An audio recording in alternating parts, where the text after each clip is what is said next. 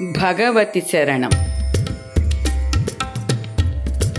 Sridevi Bhagavatam.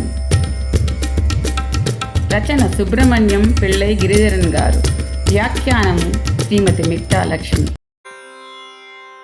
Yeah దేవి సర్వభూతేషు లజ్జారూపేణ సంస్థిత నమస్తస్యై నమస్తస్యై నమస్తస్యై నమో నమః. యా దేవి సర్వభూతేషు లజ్జారూపేణ సంస్థిత నమస్తస్యై నమస్తస్యై నమస్తస్యై నమో నమః. ఉత్తర్జుడు పండితుడై సత్యవ్రత బ్రాహ్మణుడిగా పరిణతి. జనమేజయునితో వ్యాసుడు, కురుశ్రేష్ఠ, తీర్థాటనమునరించుచు నేను నైమిషారణ్యము చేరితిని. జీవన్ముక్తులైన బ్రహ్మ మానస పుత్రులు అందరూ అచటికి వచ్చి ఉండిరి. జమదగ్ని మునీంద్రులతో ఏ దైవమును శీఘ్రముగా ప్రసన్నత చేసుకొనగలము అని అడుగగా లోమసుడు ఇట్లు చెప్పెను. సర్వత్రా విరాజమానమయ్యున్నది దేవి మాత్రమే. పరమ పవిత్రమైన ఒక కథ మీకు చెప్పెదను, వినుడు. కోసల దేశమునందు దేవదత్తుడనే బ్రాహ్మణుడు ఉండెను. అతడు సంతానము కొరకు పుత్రేష్టి యాగమునందు సంలగ్నుడై ఉండెను. గోబిలుడు ఉద్గాతగా మంత్రము జపించుచుండగా అతనికి స్వరభంగమయ్యెను. దేవదత్తుడు కోపముతో, నీవు ఈ సకామ యజ్ఞమునందు స్వరహీన మంత్రమును ఉచ్చరించితివి అనగానే గోబిలుడు కుపితుడై, సకల ప్రాణులందరూ ఉచ్ఛ్వాస నిశ్వాసములు జరుగుతూనే యుండును. స్వరభంగమగుటకు నా అపరాధము ఏమాత్రము లేదు. నీకు శబ్దశూన్యుడు ప్రచండ మూర్ఖుడు అగు పుత్రుడు జన్మించుగాక అని శాపమిచ్చెను. దేవదత్తుడు గోబిలునితో, మూర్ఖుడైన పుత్రుడు పుట్టుట కంటే పుత్రహీనుడగుట ఏం ఉత్తమమని విద్వాంసులు తెలిపెదరు. మూర్ఖుడగు బ్రాహ్మణుడు శూద్రుని వలె ఉండును. మూర్ఖ బ్రాహ్మణునితో ఎప్పుడునూ శ్రాద్ధ విధులను నిర్వహింపరాదు. మీరు నన్ను అనుగ్రహించి శాపము నుండి ఉద్ధరింపుడని దేవదత్తుడు గోబిలుని పాదములపై వ్రాలెను. గోబిలుని హృదయము దయాపూర్ణమై దేవదత్తునితో, నీ పుత్రుడు మూర్ఖుడై పిదప విద్వాంసుడు అగును అనెను. కొంతకాలం నాకు దేవదత్తుని భార్య రోహిణి గర్భము దాల్చెను. శుభలగ్నమున బాలుడు జన్మించెను. పుత్రునకు ఉతర్జుడని పేరిడిరి. 12 సంవత్సరములు వచ్చిన ఉతర్జుడు సంధ్యావందనం చేయుట తెలుసుకోలేదు. ఉతర్జుడు మూర్ఖుడని ప్రచారము జరిగినది. తల్లిదండ్రుల మాటలకు విసుగు చెంది ఉతర్జుడు వనమునకు వెళ్ళిపోయెను. బ్రాహ్మణుడై ఉండి కూడా ఉతర్జుడు వేదాధ్యయనము కానీ జపము కానీ ఎరుగడు. అయితే ఎప్పుడూ సత్యమునే మాట్లాడేవాడు. అతని నోటి నుండి ఎప్పుడునూ అసత్యము వెలువడలేదు. అతనికి సత్యవ్రతుడు అని పేరు వచ్చింది. సత్యవ్రతుడు, నేను ఉత్తమ కులమునందు పుట్టి కూడా ఎందుకు పనికిరాని వాడయ్యాను. దైవమే నన్ను మూర్ఖినిగా చేసింది. పూర్వజన్మమున ఒక పుస్తకమునైనను వ్రాసి శ్రేష్ఠుడకు బ్రాహ్మణునకు దానమొసగలేదు. ఎవ్వరికి ఉత్తమ విద్యను బోధించలేదు. ఉతర్జుడు విపరీతమైన చింతతో గంగానది తీరమునందు కుటీరమున నందు 14 సంవత్సరములు గడిపెను. ఒకనాడు అడవి మనిషి ధనుర్బాణములతో పందిని కొట్టెను. దాని శరీరము గడగడ వణుకుచు ఉతర్జుని సమీపమునకు చేరను. ఉతర్జుని నోటి నుండి సారస్వత బీజమగు ఐ అను ఉచ్చారణ వెలువడెను. ఆ ఆశ్రమమున పంది వచ్చి దాగుకొనెను. వేటగాడు, నా బాణముచే కొట్టబడిన ఆ సూకరం ఎట్టుపోయినదో తెలుపుమని ఉతర్జుని అడిగెను. ఇప్పుడు నిజము చెప్పవలనా అసత్యము చెప్పవలనా అని ఆలోచిస్తూ, దయతో కూడిన అసత్యం కూడా సత్యముగానే భావింపబడును అని మనసులో అనుకొనెను. ఐ అనునది భగవతి యొక్క వాగ్బీజ మంత్రము. వాగ్బీజ మంత్రము ఉతర్జునకు సకల విద్యలు స్ఫురించెను. వ్యాధునితో చూచి, కళ్ళు మాట్లాడలేవు, మాట్లాడేవాని చూడలేదు. ఇప్పుడు నన్ను మాట మాటకి అడుగుచున్నావు అనెను. అతడా ఉదత్యుడే రెండవ వాల్మీకి వలె ప్రకాండ పండితుడయ్యను. ఉతర్జుని విషయమంతా తెలుసుకున్న అతని తండ్రి ఆదరముతో తన ఇంటికి తీసుకుని వచ్చెను. జనమేజయరాజా, భగవతి యజ్ఞము ఆరంభించుము. భక్తిపూర్వముగా స్మరించినను, పూజించినను, ధ్యానించినను, నామము ఉచ్చరించినను, స్తుతించినను భగవతి కోరిన ప్రయోజనము సిద్ధింపజేయును. కనుకనే ఆమెను కామద అని పిలిచెదరు. రాజా, భగవతిని నిరంతరము ఆరాధించుటకు నిమగ్నుడవు కమ్ము అనెను.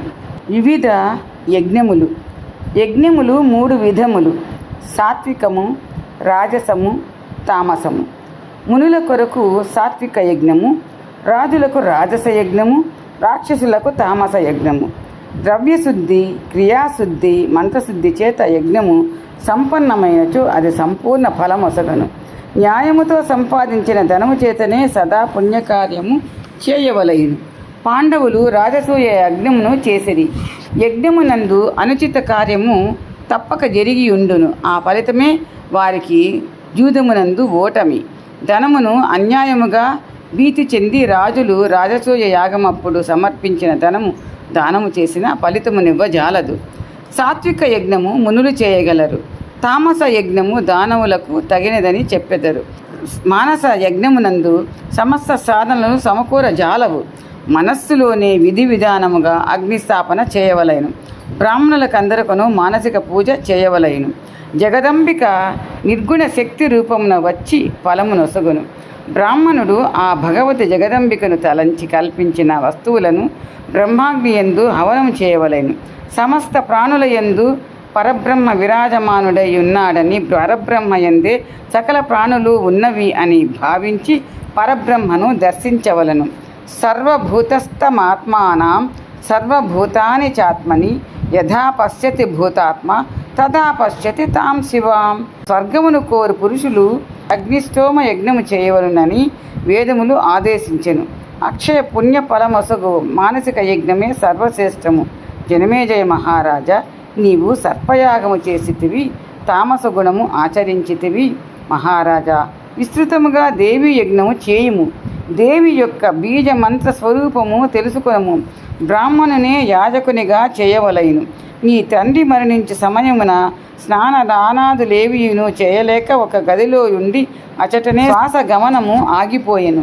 ప్రాణి ఎక్కడ ఉన్నా తల మీద మృత్యువు నాట్యమాడు ఉంటుందని గమనములో ఉండవలను.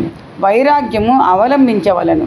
నేను వేరు, శరీరం వేరు, నేను నిర్గుణ అవినాశినగు ఆత్మను మాత్రమే అని గుర్తించవలను.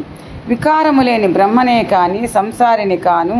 మంచి చెడులతో కూడిన ధర్మములన్నీయు నాతో వేరైనవే.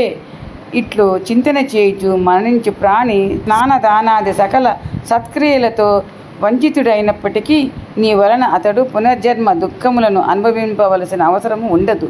అయితే ఇది యోగులకు కూడా దుర్లభమే అని చెప్పగా జనమేజయుడు, అయ్యో, నా జీవితము వ్యర్థం అయినది. నా తండ్రి దివ్య స్వర్గమునకు ఎట్లు అధికారి కాగలడు అని వ్యాసుని అడిగెను. అంబికా యజ్ఞము.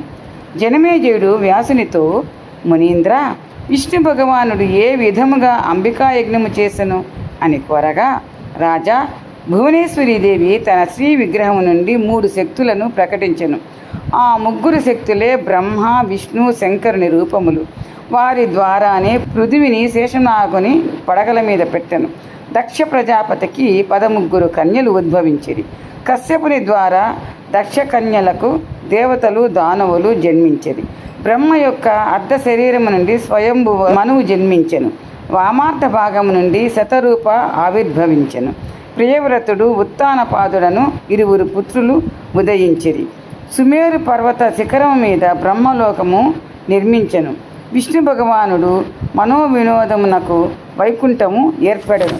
శంకరుడు ఉత్తమ స్థానము కైలాసము ఏర్పాటు చేసుకొనెను. మత్స్యలోకము పాతాళలోకమే గాక స్వర్గలోకము కూడా ఏర్పడెను. అది మేరు నగరిపై విరాజమానమై ఉండెను. శ్రీహరి మనస్సులో అంబికా యజ్ఞము చేయ తలంపు కలిగెను. యజ్ఞశాల నిర్మింపబడెను. బ్రాహ్మణులు దేవి యొక్క బీజ మంత్రము జపము వనరించసాగిరి. పదార్థములు హవనము చేయుచుండిరి. అప్పుడు ఆకాశవాణి ఇట్లు పలికెను, విష్ణు, నీవు ఎల్లవేళలా దేవలందరిలోనూ సర్వోత్తమ స్థానమును పొందెదవు. యాజకులెల్లరను నిన్ను పూజింతురు. వరదాత వగుదువు. అందరికీ పరమ ఆరాధ్య దైవము అగుదవు. ధర్మము లోపించినప్పుడు నీవు నీ అంశావతారమును ధరించి ధర్మమును రక్షించెదవు. చాలా అవతారములతో ఈ కార్యమును నెరవేర్చెదవు. అన్ని అవతారములలో ఆదిశక్తి అంశ నీకు తోడ్పడును. మానవులు పూజా సమయమున వైదిక మంత్రముల ద్వారా నామజపములతో ఆరాధిస్తుంటారు. ఇదంతయు చెప్పి ఆకాశవాణి అంతర్ధానమైనది. ఓం శ్రీ మాత్రే నమః. ప్లీజ్ లైక్ చేయండి, సబ్స్క్రైబ్ చేయండి, షేర్ చేయండి.